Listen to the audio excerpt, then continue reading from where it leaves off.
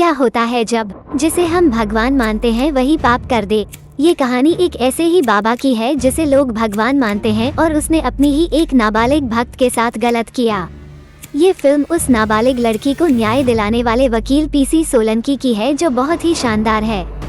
इस courtroom drama को सबको देखना चाहिए, न सिर्फ इसकी कहानी के लिए, सच के लिए, बल्कि मनोज बाजपेयी की बहुत जबरदस्त एक्टिंग के लिए।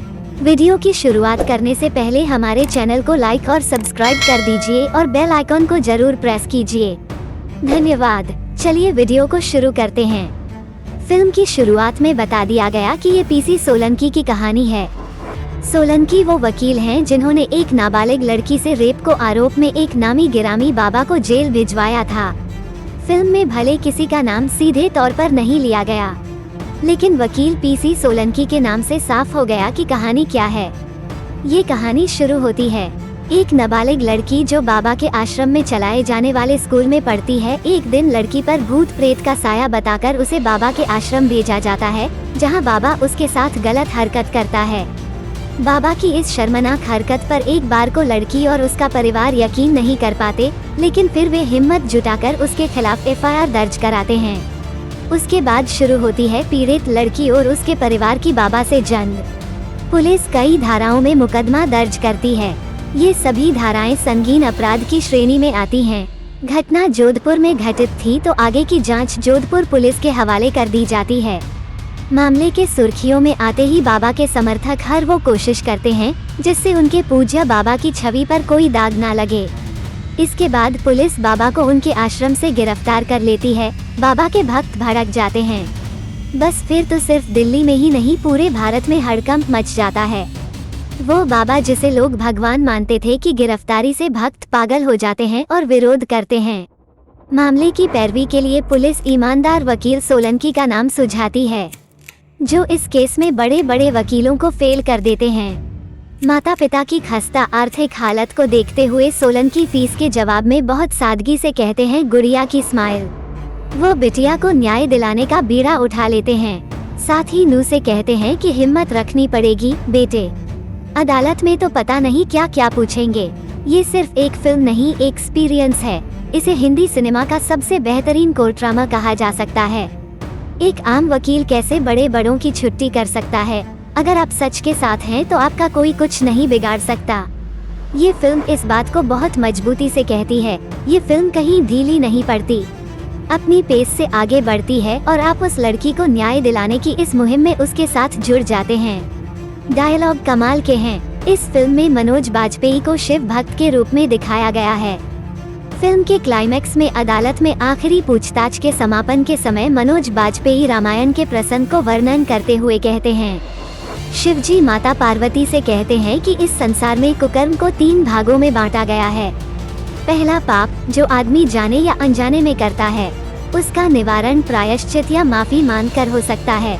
दूसरा कुकर्म अति पाप के रूप में जाना जाता है, जैसे हत्या, अपहरण और जघन्य अपराध। उनकी माफी कुछ हद तक संभव है। मगर तीसरा कुकर्म महापाप के रूप में जाना जाता है, जिसकी कोई माफी नहीं। इस पर पार्वती जी ने अनचभे से शिव जी से पूछा, प्रभु रावण ने सीता जी का अपहरण किया था, वो तो अति पाप के रूप में जाना चाहिए, आपने महापाप क्यों माना? शिव जी मंद मंद मुस्काए और कहा कि जिस पाप का प्रभाव पूरे संसार की मानवता और प्रभुता पर सदियों तक रहता है, वो महापाप के अंतर्गत आता है।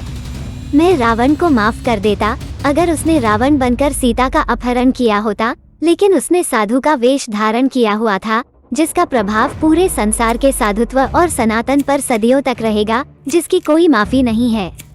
सोलंकी आगे कहते हैं, इसने बाबा ने गुरु भक्ति के साथ विश्वासघात किया है, मासूम बच्चों साथ विश्वासघात किया है। इसने मेरे और हम सबके महादेव के साथ विश्वासघात किया है।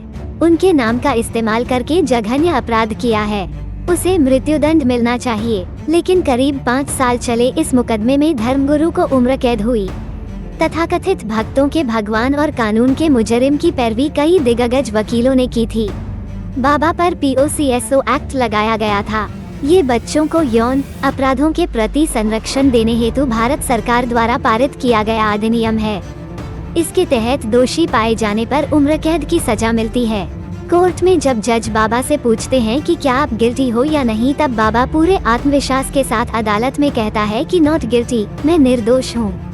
मनोज बाजपेयी ने इस किरदार को जिस तरह से जिया है उसके लिए तारीफ और कोई भी अवार्ड कम है। जिस तरह उन्होंने राजस्थान लहजा पकड़ा और हर एक्सप्रेशन डिलीवर किया, वो कमाल है। एक छोटा सा वकील जो स्कूटर पर कोर्ट जाता है, जो उन वकीलों के साथ एक फोटो लेना चाहता है जो उसके सामने इस केस को लड़ रहे हैं, जो नई शर्ट पहनता है तो टैग ही हटाना भूल जाता है। उन्होंने पीसी सोलंकी की इस कहानी को जीवंत कर दिया है। अदिति सिंह इंद्रेजा ने उस नाबालिग लड़की का किरदार निभाया है और उनका काम कमाल है। जहां उनका चेहरा ढका हुए है, वहां वो अपनी आंखों से अपना दर्द बयां कर जाती हैं। विपिन शर्मा बचाव पक्ष के वकील के किरदार में जबरदस्त हैं। जब वो नू से उल्टे सवाल करते हैं तो आपको गुस्सा आता है और यही उनके किरदार की कामयाबी है। बाबा के किरदार में सूर्य मोहन कुलश्रेष्ठ का काम भी काफी अच्छा है। एक्टिंग डिपार्टमेंट में ये फिल्म अव्वल है। इस फिल्म को बनाने के लिए निर्माता विनोद भानुशाली के साहस की प्रशंसा करनी होगी। उन्होंने बहुत साहसिक विषय को चुना है। यह अन्याय के खिलाफ आवाज उठाने वालों के लिए प्रेरणा का स्रोत बनेगी। लेखक दीपक कीगरानी की चुस्त पटकथा और अपूर्व सिंह कार्की के निर्देशन की वजह से कहानी में कसाव है। उन्होंने कोर्टरूम ड्रामा को मेलोड्रामा नहीं बनने दिया है। यहाँ पर बहस के दौरान कोई चीखना चिल्लाना नहीं है। अपूर्व ने फिल्म को रियलिस्टिक लोकेशन में शूट करके इसे विश्वसनीय बनाने में कोई कसर नहीं छोड़ी है। फिल्म की खास बात यह है कि इसे सोलंकी के नजरिए से बनाया गया है।